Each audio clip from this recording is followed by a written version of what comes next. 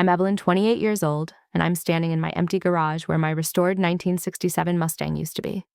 My parents sold it while I was at work to pay for my sister Madison's wedding. I found the sale documents on our kitchen counter right next to Madison's wedding venue contract. The shock quickly turned into cold determination as I whispered to myself that they thought I'd forgive like I always did. This time they picked the wrong daughter to betray. Before we dive into this story of betrayal and sweet revenge, I'd love to know where you're watching from today.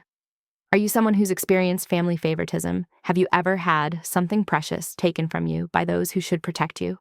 Hit that like button if you believe in justice and subscribe to hear how I made my golden child sister repay every single cent.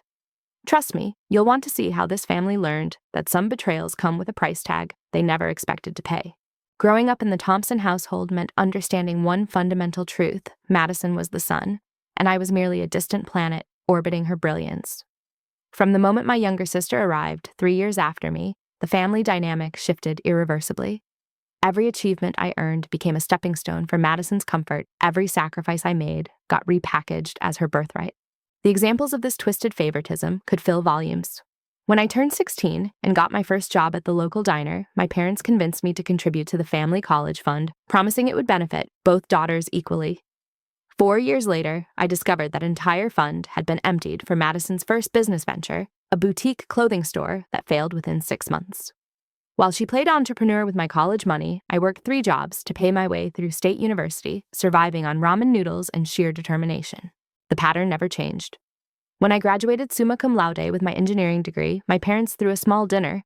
When Madison graduated with a communications degree and a 2.5 GPA, they rented a hall and invited 200 guests. My promotion to senior engineer at 25 got a congratulations text.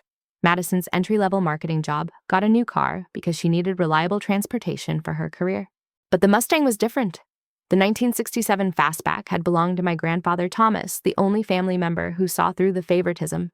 He'd bought it as a rust bucket in 1992 and spent years planning its restoration before his health declined.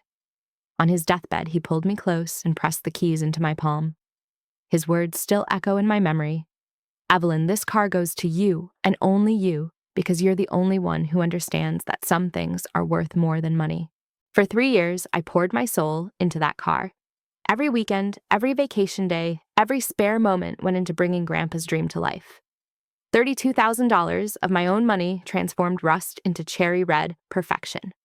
I learned to rebuild engines from YouTube videos, spent hours wet sanding until my arms ached, and triple-checked every detail until that Mustang purred like it had just rolled off the 1967 assembly line. The restoration became my therapy, my escape from family dinners, where Madison's latest drama took center stage.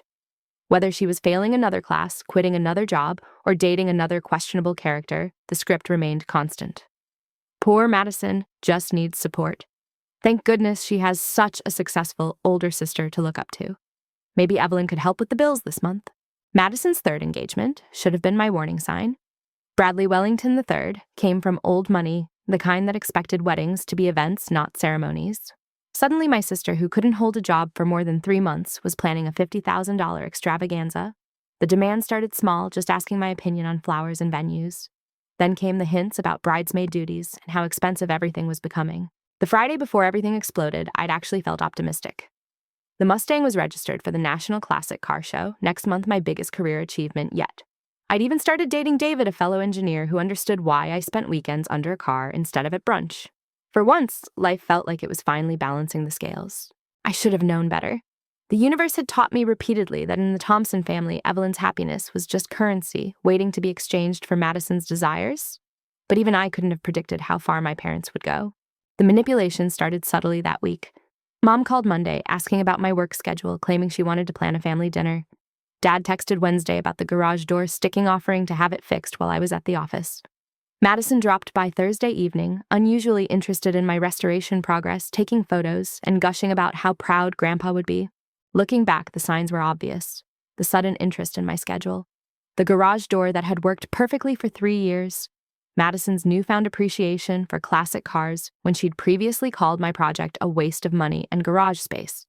They'd planned it together, the whole family united in their deception. The discovery that Friday evening hit like a physical blow.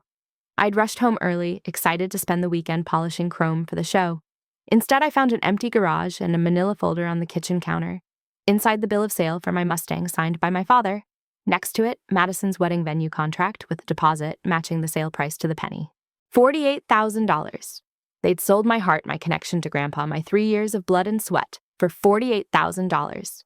The buyer's receipt showed a cash transaction that morning at 10:15 while I was in a meeting presenting quarterly reports. The venue contract was time-stamped at 11:30. They hadn't even waited for the money to cool before spending it. But the cruelest cut came from the sticky note attached to the folder, written in Mom's careful handwriting. "We knew you'd understand. Family helps family, and Madison only gets one perfect wedding. You can always buy another car." Standing in that empty garage, staring at the oil stain where my Mustang had lived, something fundamental shifted inside me. 28 years of being the responsible one, the understanding one, the one who always made it work, crystallized into a single, burning clarity. They thought I'd rage and cry and eventually accept it like I always did. They thought wrong.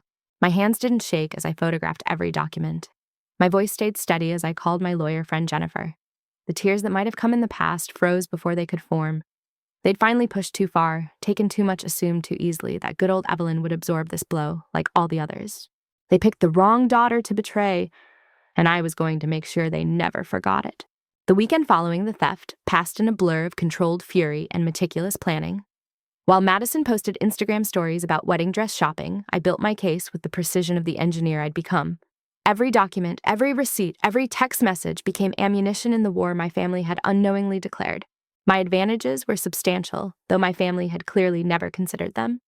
The Mustang's title was in my name alone, transferred properly after Grandpa's death. I'd paid for every penny of restoration from my personal accounts with bank statements to prove it. Most damning of all, my neighbor Harold had a security system that covered part of my driveway. His cameras had captured everything Dad, breaking into my garage at 9:45 a.m., Mom standing lookout, and Madison sitting in their SUV ready to follow the buyer to the venue. Jennifer Martinez.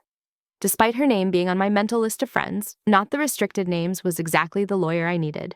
We'd met at university, where she'd earned her law degree while I pursued engineering. Now she specialized in family law with a reputation for turning domestic disputes into legal victories.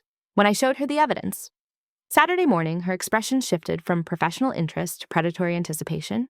"This is grand theft auto," she said, tapping the security footage. "The car's value exceeds $40,000, making it a felony. Add breaking and entering conspiracy to commit theft and fraud. Your parents and sister are looking at serious charges." I smiled for the first time since finding the empty garage. Then let's make sure they face every one of them. The legal papers were ready by Tuesday. Jennifer had worked through the weekend crafting documents that would hit my family like a sledgehammer wrapped in legal precedent. We agreed on timing that would maximize impact, serving them at Madison's engagement party. That Saturday, a gaudy affair at the country club where Bradley's family would witness their future in-laws' criminal behavior. The week passed with agonizing normalcy. I went to work, responded to emails, attended meetings, all while my phone buzzed with oblivious family texts. Mom sent recipes for Madison's bridal shower. Dad forwarded jokes about classic cars, either missing the irony or reveling in it. Madison herself sent 17 texts about bridesmaid dress colors, completely unaware that her wedding was built on stolen property. Saturday arrived crisp and clear, perfect weather for destroying illusions. I dressed carefully in my best suit, the navy one I'd bought for my promotion. David offered to come for support, but this was something I needed to witness alone. The process server, a mountain of a man named Marcus, met me outside the country club at 6:30 p.m., just as cocktail hour would be starting. The Waterford room sparkled with Madison's vision of elegance. Crystal chandeliers cast rainbow light on guests sipping champagne, while a string quartet played in the corner. Madison held court near the chocolate fountain, resplendent in a pink cocktail dress that probably cost more than my monthly mortgage. Her laughter carried across the room, bright and careless as always. The moment she spotted me, her expression shifted from surprise to smug satisfaction. Evelyn decided to come after all, she announced loudly enough for nearby guests to hear. "I told everyone you'd get over your little tantrum about the car." She approached with arms wide for a hug I didn't return. "You look nice. See, you don't need to spend every weekend covered in motor oil to clean up well." I stepped aside as Marcus moved forward. "Madison Thompson." She nodded, confused. "You're being served." He handed her the thick envelope as gasps rippled through the gathering crowd. "These are legal documents regarding criminal charges filed against you, Robert Thompson and Linda Thompson, for grand theft, auto breaking and entering, and conspiracy to commit fraud." The champagne flute slipped from Madison's hand, shattering on the marble floor. Mom rushed over, face flushed with indignation, until Marcus handed her an identical envelope. Dad received his near the bar, his jovial expression crumbling as he read the first page. The string quartet faltered, uncertain whether to continue playing. "You're suing us," Madison's shriek echoed off the walls. "Over a stupid car." "This is insane, Evelyn," I found my voice steady and cold. "I'm not suing you. I'm pressing criminal charges. There's a difference. You committed a felony when you stole my property. Now you'll face the consequences." Bradley's mother, a woman who looked like she'd been born wearing pearls, backed away from Madison as if crime might be contagious. Other guests followed suit, creating an expanding circle of space around my family. Madison's carefully crafted image crumbled in real time. Mom tried her usual manipulation. "Evelyn, sweetheart, this is all a misunderstanding. We're family. We don't need lawyers and courts. Let's go home and talk about this reasonably." I laughed, the sound sharp enough to cut. "Like we talked before you broke into my garage, like we discussed it before you stole $48,000 from me." That time for talking passed when you chose to commit a crime. The extended family reactions came swift and predictable. Aunt Helen clutched her chest, proclaiming this wasn't how our family handled problems.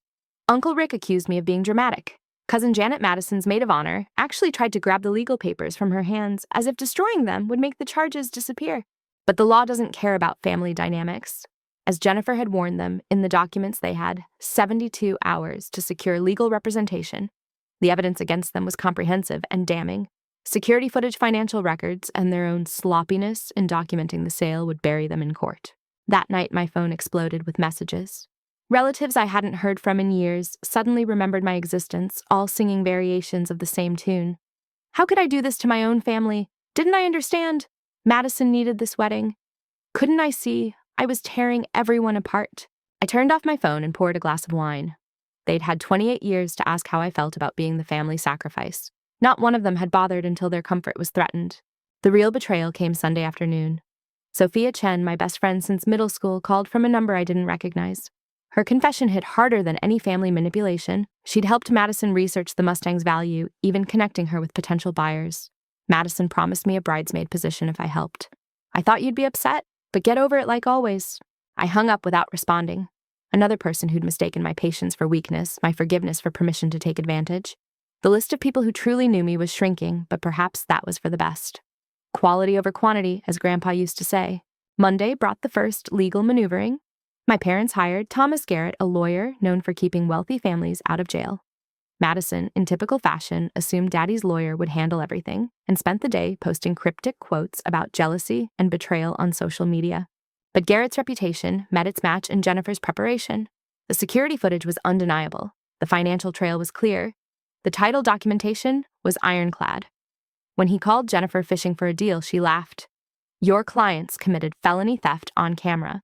The only deal available is whether they plead guilty to all charges or make this worse by going to trial."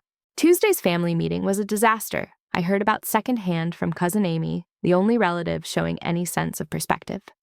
Madison had apparently screamed for 40 minutes about her ruined life, while Mom sobbed about appearances and Dad raged about ungrateful children.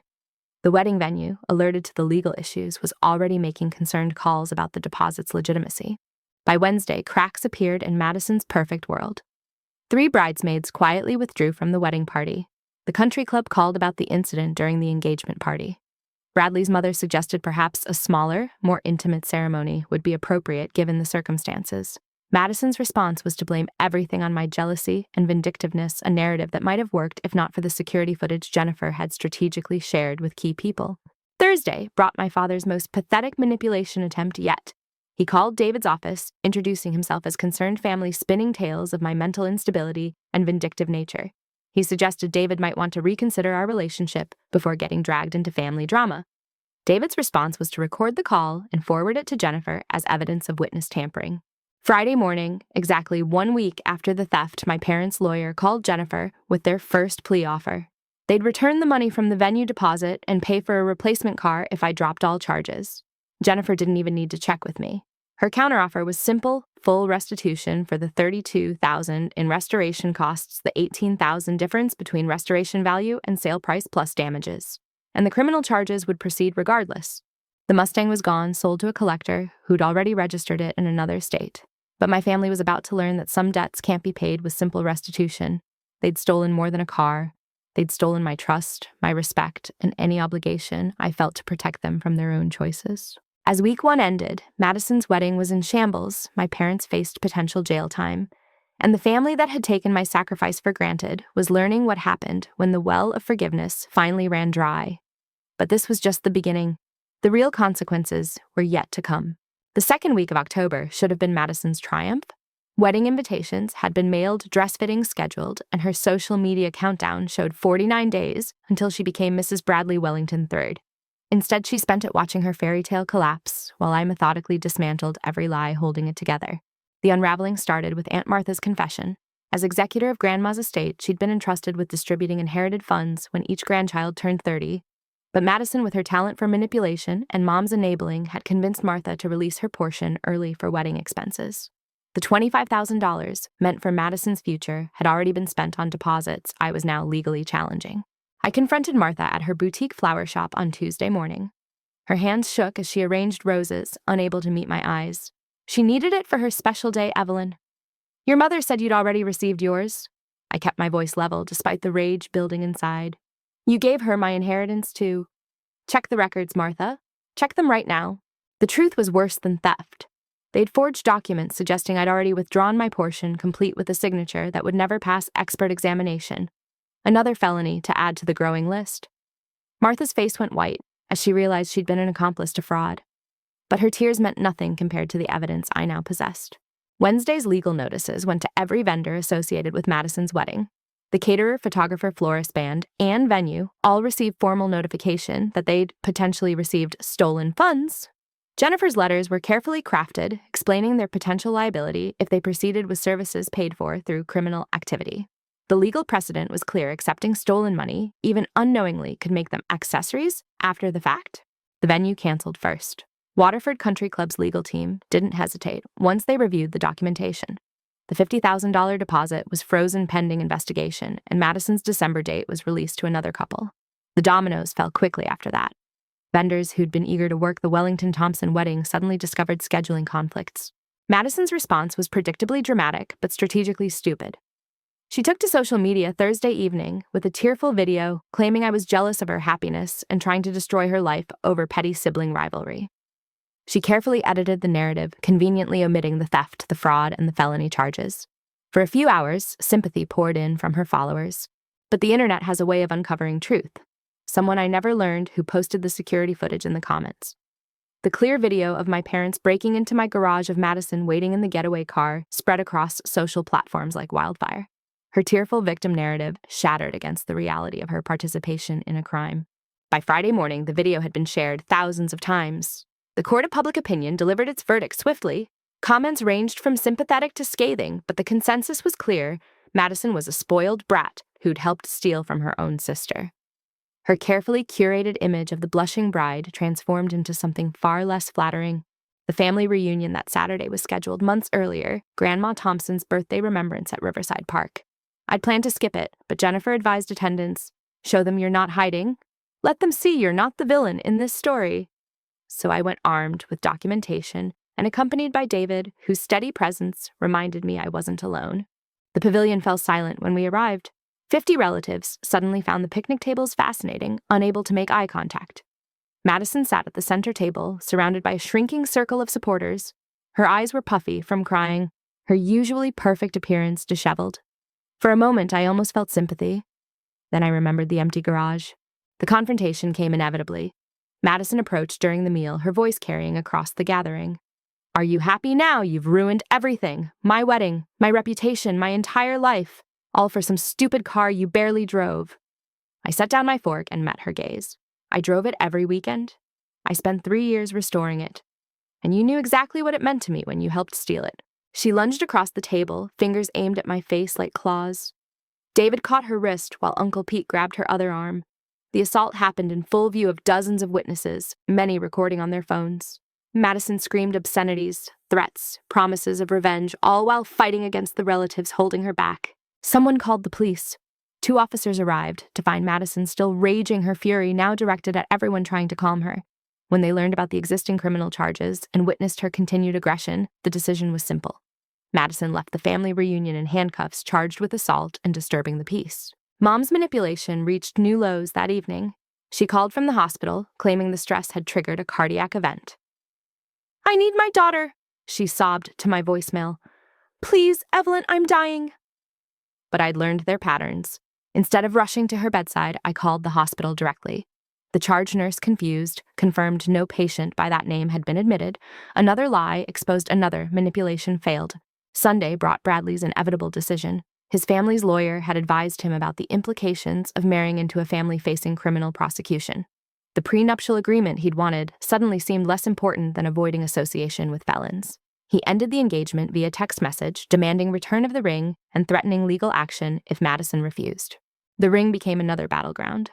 Madison claimed it was a gift, but Bradley's lawyer produced documentation showing it remained his property until the marriage occurred. When she refused to return it, he filed a police report. Madison, already out on bail for assault, couldn't afford another legal complication. The ring was returned, though, not before she scratched profanities into the band.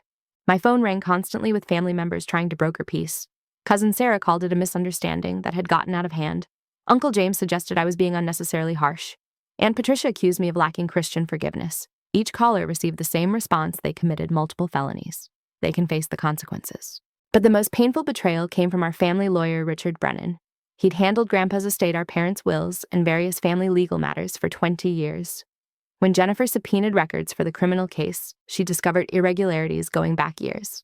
Richard had helped my parents access my credit information, facilitated questionable transfers, and turned blind eyes to obvious fraud. The State Bar Association took attorney malfeasance seriously. Richard's attempts to claim ignorance fell apart under scrutiny. He'd notarized forged documents, advised my parents on hiding assets, and actively participated in identity theft. His license to practice law hung by a thread, and Madison's wedding was the least of anyone's concerns. As October ended, the Thompson family faced a new reality. Criminal charges were moving forward. The wedding was canceled. Madison's assault arrest had cost her the retail management job she'd held for exactly 3 weeks. Mom and Dad were hemorrhaging money on legal fees. The family that had seemed so solid, built on the foundation of Evelyn's endless sacrifice, was crumbling. But I felt no satisfaction yet. Justice was still in progress, and my family had more lessons to learn about consequences. The Mustang was gone, but the price of taking it was still accumulating interest, and I intended to collect every cent. November arrived with the kind of poetic justice I couldn't have orchestrated better myself. The courthouse steps were slick with autumn rain as my parents arrived for their arraignment, their usual confidence replaced by the hunched shoulders of people learning that wealth and connections couldn't buy innocence. The judge, the Honorable Patricia Williams, had a reputation for taking property crimes seriously.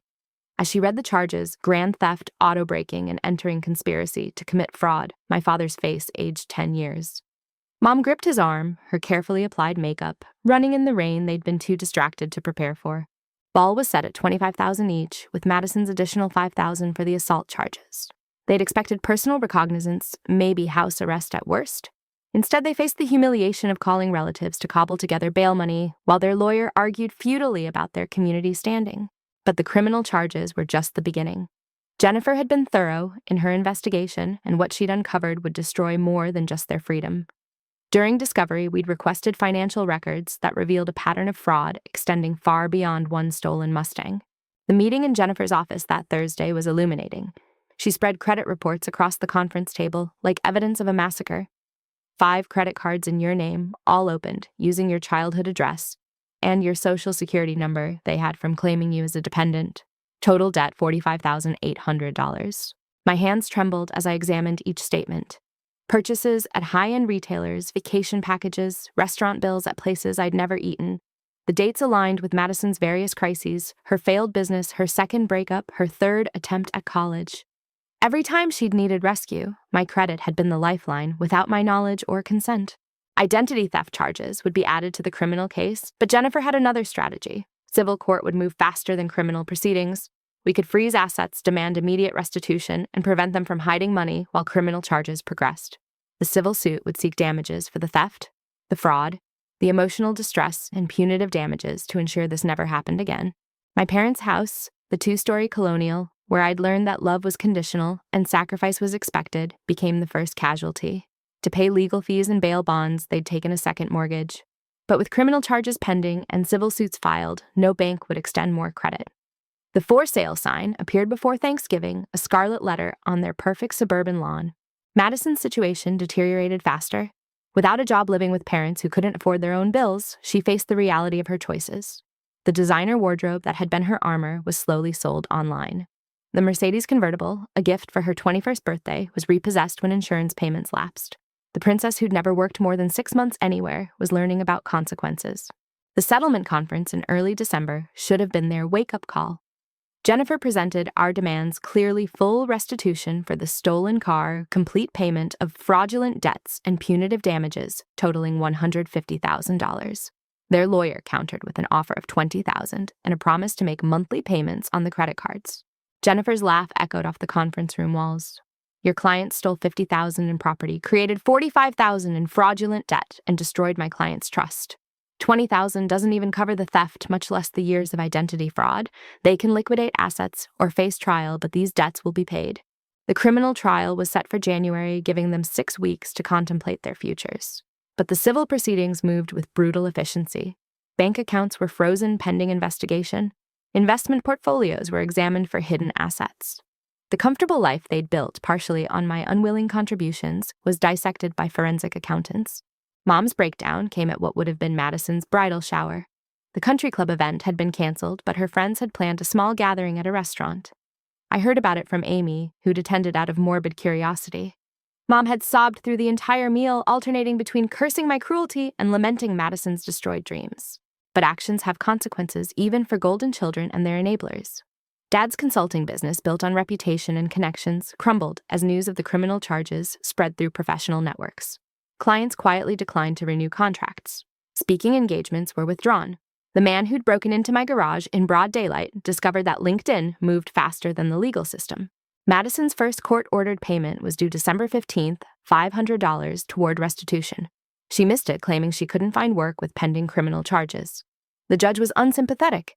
Contempt of court charges were added, along with a stern reminder that McDonald's was always hiring. The princess would learn about minimum wage and double shifts. The family lawyer's situation imploded spectacularly. Richard Brennan's other clients, alerted to his legal troubles, began examining their own documents. 3 more families discovered irregularities. His malpractice insurance faced claims exceeding $2 million. When the state bar formally revoked his license week before Christmas, I felt the first real satisfaction since finding my empty garage. Christmas approached with the Thompson family in ruins. The house had sold at a loss, leaving them in a 2-bedroom apartment in a neighborhood Madison had once called sketchy. Mom's designer handbags and Dad's golf clubs had been liquidated for legal fees. The family that had taken my sacrifices for granted was learning what sacrifice actually meant. But the education wasn't complete. Jennifer's investigators had uncovered one final betrayal that would strip away their last pretenses of victimhood. As the year ended, I prepared to deliver the killing blow to any sympathy they might have garnered. The real truth about the Mustang's sale was about to surface, and with it the last of their credibility. The truth came wrapped in a FedEx envelope 2 days after Christmas. Jennifer's investigator had been thorough, tracking down the classic car dealer who'd purchased my Mustang. His records revealed what my family's lies had hidden. They'd sold my car for $68,000, not $48,000. $20,000 had vanished into their pockets before Madison's venue ever saw a penny. The confrontation happened at Grandma Thompson's annual New Year's dinner, the one family tradition that survived the chaos. I arrived with a briefcase full of documentation, David by my side, and a determination to end their manipulation once and for all. The rented community center was a far cry from previous years at the country club. Folding tables replaced linen-covered rounds. Potluck dishes substituted for catered elegance. The family that had prided itself on appearances was learning to swallow their pride, along with their green bean casserole. Madison saw me first, her face contorting with rage. She'd lost weight, her designer clothes replaced by department store bargains. The spark of entitlement in her eyes had dimmed, but not died. "You have some nerve showing up here," she hissed loud enough for the entire room to hear. "Haven't you destroyed enough?" I set my briefcase on the gift table, the metallic clicks of the latches cutting through the murmur of conversation. "Actually, I'm here to finish what you started. Everyone might want to hear this, especially those who've been sending money to help with legal fees." The room fell silent. 50 relatives turned toward us, some curious others, hostile, most simply tired of the drama that had consumed our family. I pulled out the dealer's documentation, holding it high enough for everyone to see. "They told you they sold my Mustang for $48,000 to pay for Madison's venue. They lied. The actual sale price was $68,000. $20,000 disappeared before any wedding expenses were paid. I let that sink in before continuing. Asked them where that money went. Asked them why they needed to steal even more than the wedding required. Mom's face went white. Dad started to speak, but no words came. Madison, for once, seemed genuinely shocked. She turned to our parents with dawning realization. You told me we needed exactly... I laid out more papers. Bank records showed the $20,000 split 3 ways. $8,000 to Dad's gambling debts at the casino, $7,000 to Mom's credit cards maxed out from shopping sprees, $5,000 to Madison's old apartment complex for unpaid rent and damages. Even stealing from me wasn't enough. They had to lie to everyone about how much they stole.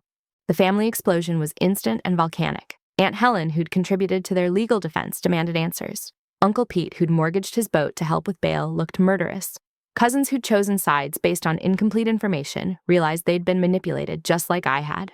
But I wasn't finished. I pulled out Grandma's letter, the one she'd written before her death, and entrusted to her lawyer. Martha had finally provided it after her own legal troubles made cooperation wise. Grandma's handwriting was shaky, but her words were clear. I read aloud, my voice carrying over the chaos. I leave this letter to be opened only if my fears prove true. Madison has stolen from me repeatedly. Small things at first, then larger amounts. Linda enables her, Robert ignores it, and poor Evelyn suffers for it. I've documented every theft in my journal, which Martha has been instructed to provide if needed. Martha produced the journal with trembling hands. Page after page detailed Madison's thefts, jewelry that disappeared during visits, cash taken from purses, checks forged for small amounts. The pattern stretched back 15 years, enabled and covered up by parents who couldn't admit their golden child was tarnished. Madison's scream of rage preceded her second attempt at physical assault. This time the family was ready.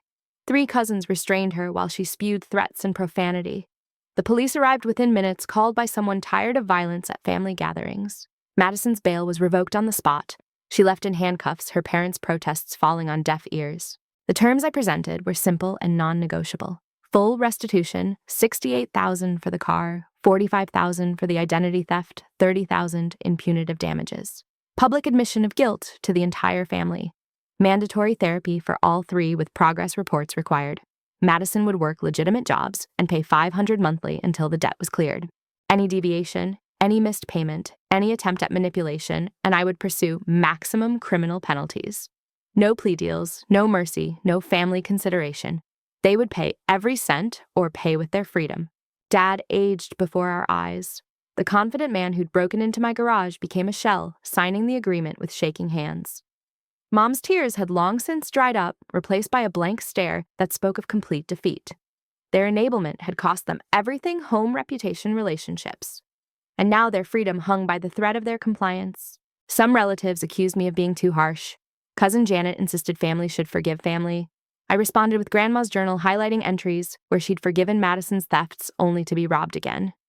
Forgiveness without accountability isn't love, it's enablement. I refused to enable them anymore. The fracture was complete, but necessary. Those who understood accountability stood with me. Those who preferred comfortable lies over difficult truths sided with my parents. The middle ground disappeared, leaving a family divided, but finally honest about its dysfunction. As January began, my parents lived in subsidized housing, both working minimum wage jobs to meet court-ordered payments. Madison remained in jail, awaiting trial, her bail revoked after multiple violations. The family that had seemed so perfect from the outside was revealed as the fraud it had always been. But exposure brought unexpected healing. Cousins reached out with their own stories of Madison's manipulations. Aunts admitted they'd seen the favoritism, but felt powerless to intervene. The golden child's pedestal had crumbled, and in its ruins, honesty finally had room to grow. Spring arrived with the kind of poetic justice that felt scripted by karma itself. The National Classic Car Show in Detroit. The event I'd originally planned to enter with Grandpa's Mustang became the stage for my complete vindication. But I wasn't arriving empty-handed or defeated. The insurance settlement from the theft, combined with the partial restitution payments, had allowed me to purchase another 1967 Mustang. This one came with its own story, a barn find from Minnesota that needed even more work than Grandpa's had. For 3 months, I'd poured every free moment into its restoration, joined by David and a growing team of classic car enthusiasts who'd heard my story. The morning of the show, my new Mustang gleamed in candy apple red, a slightly different shade than the original, but equally stunning. Every detail had been perfected, from the chrome bumpers to the pristine interior. But this car carried something extra, a documented story of resilience that resonated with judges and spectators alike. The win felt surreal. Best in Show for American Classics, a prize that included a $100,000 check and sponsorship deals from major automotive companies. As I stood on that stage, trophy in hand, I thought about the empty garage that had started this journey. Sometimes losing everything shows you what you're really capable of achieving. The media attention was immediate and overwhelming. Automotive journalists loved the story of a woman who'd fought felony theft charges while rebuilding her dream. The narrative of family betrayal, overcome by determination and justice, struck a chord. Within days, I was fielding interview requests and appearance offers. Madison's situation, by contrast, continued its downward spiral. She'd pled guilty to reduced charges in exchange for 3 years probation and mandatory restitution. The terms were strict: maintain employment, make monthly payments, attend therapy, and submit to regular drug testing after an incident involving prescription pills she claimed were for stress. Her first job lasted 2 weeks at a fast food restaurant. She was fired for arguing with customers who recognized her from the viral video. The second job, stocking shelves at a discount store, ended when she was caught stealing merchandise. Only the threat of probation violation kept her out of jail, and the judge's patience was wearing thin. My parents fared slightly better, though barely. Dad found steady work at a warehouse, the physical labor a far cry from his consulting days. Mom worked as a cashier at a grocery store, forced to smile at neighbors who whispered about her fall from grace. Their combined income barely covered rent and restitution payments, leaving no room for the lifestyle they'd once considered essential. The restoration business I'd started almost by accident grew beyond my wildest expectations. Classic car owners who'd heard my story brought their projects to someone they could trust. Within 6 months, I'd hired 3 employees and was turning away work. The garage that had once held one stolen Mustang now housed a dozen vehicles in various stages of rebirth. Success brought opportunities to give back. I established the Second Chance Restoration Fund, offering free services to victims of family theft or fraud. The first recipient was a young man whose brother had sold his inherited motorcycle for drug money. Watching his joy at the restored bike reminded me why standing up to my family had been necessary. Madison's court-ordered therapy revealed deeper issues than anyone had suspected. Her therapist, bound by confidentiality but authorized to report compliance, indicated that Madison showed signs of narcissistic personality disorder exacerbated by years of enablement. The golden child had been as much a victim of our parents' dysfunction as I had, though her victimhood didn't excuse her choices. Thanksgiving brought an unexpected visitor. Madison stood at my shop door, dressed in the uniform of a chain restaurant where she'd finally maintained employment for 3 months. The arrogance had been replaced by something I'd never seen: genuine humility. She didn't ask to come in, didn't demand anything, just handed me an envelope. Inside was $500 in carefully counted bills and a handwritten note. "I know this doesn't fix anything. I know you'll probably never forgive me. But I wanted you to know that I finally understand what I took from you. It wasn't just a car. It was your trust, your love, and years of sacrifice I never deserved. I'm sorry." I counted the money, wrote a receipt, and updated the payment ledger. $43,000 remaining. At $500 monthly, she'd be paying until 2032. I handed her the receipt without comment. Some apologies could only be measured in consistent actions, not words. The documentary deal came through in early December. A major streaming service wanted to produce a feature-length film about family financial abuse using my story as the centerpiece. The advance alone exceeded what my family had stolen, but the real value was in reaching others who'd suffered similar betrayal. Filming began at the original scene of the crime. Standing in my old garage, now belonging to new owners, I spoke directly to the camera about the moment that changed everything. The empty space that had once symbolized loss now represented liberation. Sometimes the worst things that happen to us clear the path for who we're meant to become. David proposed during the wrap party for the documentary, surrounded by the found family I'd built from the ashes of the biological one. His speech was perfect. "You turned the worst betrayal into the best revenge, success. You showed me that real family isn't about blood. It's about who shows up, who stands by you, and who celebrates your victories without calculating what they can take from them." The wedding was small, intimate, and everything Madison's never got to be.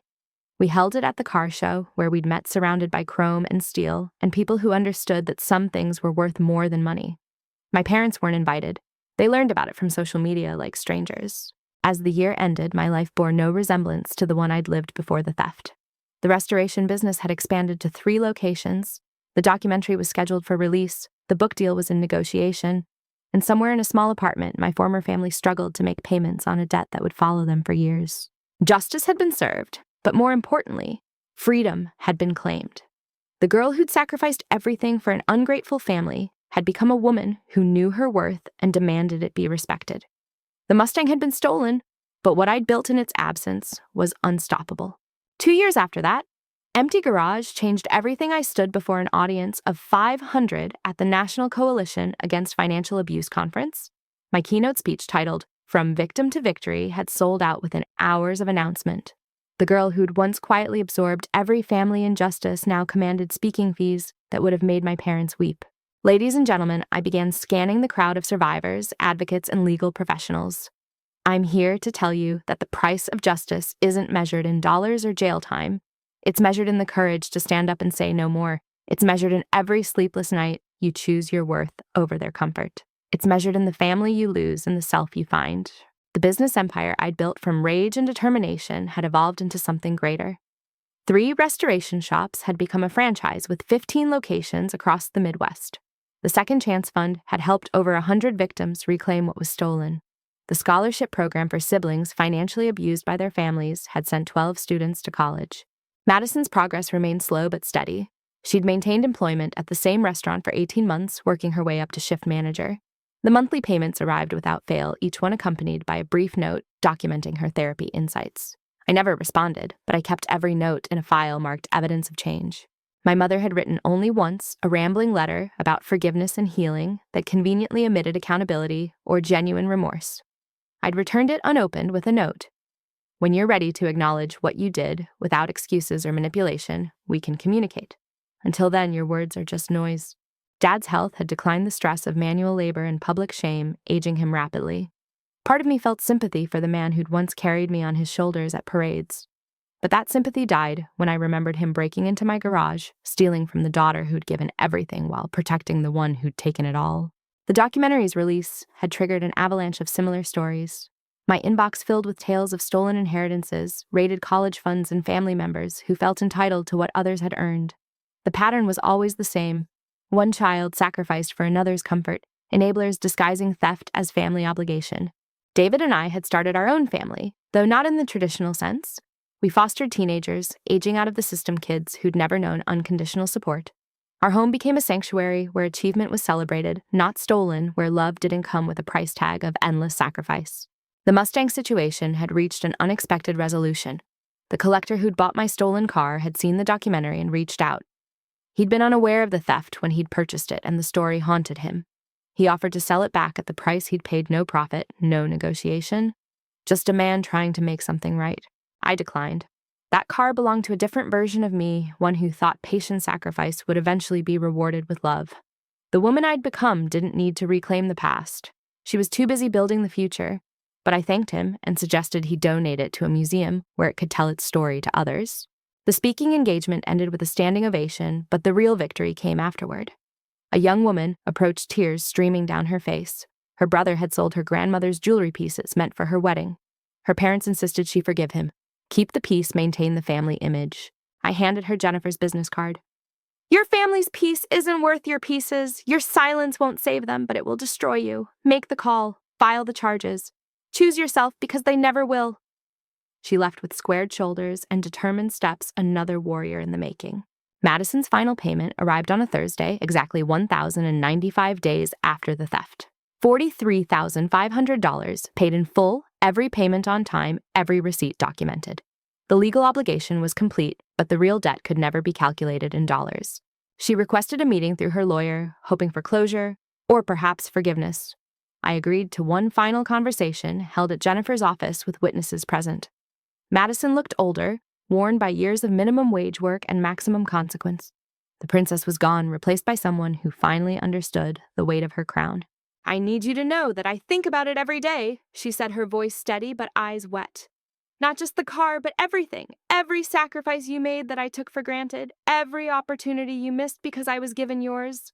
I can't undo it, but I wanted you to see that I finally see it. My response was measured, practiced in therapy, and refined through healing. I see your growth, Madison. I acknowledge your consistency in payment and accountability. But forgiveness isn't owed, and reconciliation isn't required. You're not entitled to my emotional labor just because you've finally done the legal minimum. I wish you well in your journey, but that journey won't include me. The meeting ended with papers signed, confirming the debt was satisfied. Madison left without the absolution she'd sought, but with something more valuable, the knowledge that actions have permanent consequences. Some bridges, once burned, can't be rebuilt with apologies and restitution. As I drove home in my award-winning Mustang, the one I'd built with my own hands and honest money, I thought about the price of justice. It had cost me my biological family, but given me a chosen one. It had stolen my innocence, but forged my strength. It had taken a car, but delivered an empire. The girl who'd stood in that empty garage had two choices: accept the theft, as she'd accepted all the others, or finally fight back. She'd chosen war and won battles she'd never imagined fighting. The family that had underestimated her had learned that patience isn't weakness and forgiveness isn't guaranteed. My story resonated because it was universal. Every family has golden children and scapegoats, takers and givers, enablers and truth tellers. The difference was that I'd broken the cycle, refused the role, and rewritten the script. And in doing so, I'd given others permission to do the same. The sun was setting as I pulled into my garage, now filled with projects and possibility. David was inside helping our newest foster kid with homework. The smell of dinner drifted from the kitchen. This was family chosen, cherished, and free from the transactions that had defined my childhood. My phone buzzed with a text from a number I didn't recognize. Thank you for sharing your story. Because of you, I filed charges against my sister today. She stole my identity and destroyed my credit. My parents are furious, but I'm finally free. I smiled, adding another victory to the tally. Every person who chose themselves over family dysfunction was proof that my pain had purpose. The Mustang had been stolen, but what grew from that theft was a movement, a business, a life of meaning. Some people asked if I regretted the nuclear option, if maintaining family relationships might have been worth swallowing the theft. They didn't understand that some prices are too high to pay. My self-worth wasn't negotiable. My achievements weren't communal property. My sacrifices weren't an entitlement program for the undeserving. The Thompson family had learned too late that every sacrifice has a limit, every patience has an end, and every doormat eventually stands up. They'd gambled my compliance against Madison's desires and lost everything. The golden child was tarnished, the enablers were exposed, and the scapegoat had transformed into something they'd never expected: successful, unforgiving, and completely free. As night fell, I closed the garage door on another day of building my empire. Tomorrow would bring new challenges, new victories, and new opportunities to help others escape their own toxic dynamics. But tonight I was simply a woman who'd refused to let her family sell her dreams for someone else's reality. The Mustang theft had been the catalyst, but the real transformation was internal. From victim to victor, from sacrifice to success, from their daughter to my own person. And that journey, unlike a car, was something no one could ever steal again. I have one question for those of you who've stayed until the end. What would you have done in my position? Would you have pursued justice through the legal system? Or would you have handled it differently? Drop your thoughts in the comments below. If this story resonated with you, please hit that like button and subscribe for more stories about standing up to family financial abuse. Share this video with anyone who needs to hear that they're not obligated to sacrifice their dreams for someone else's comfort. Thank you for listening to my journey, and remember, sometimes the best revenge isn't forgiveness. It's building a life so amazing that they realize exactly what they lost when they betrayed you. Stay strong, set boundaries, and never let anyone sell your dreams.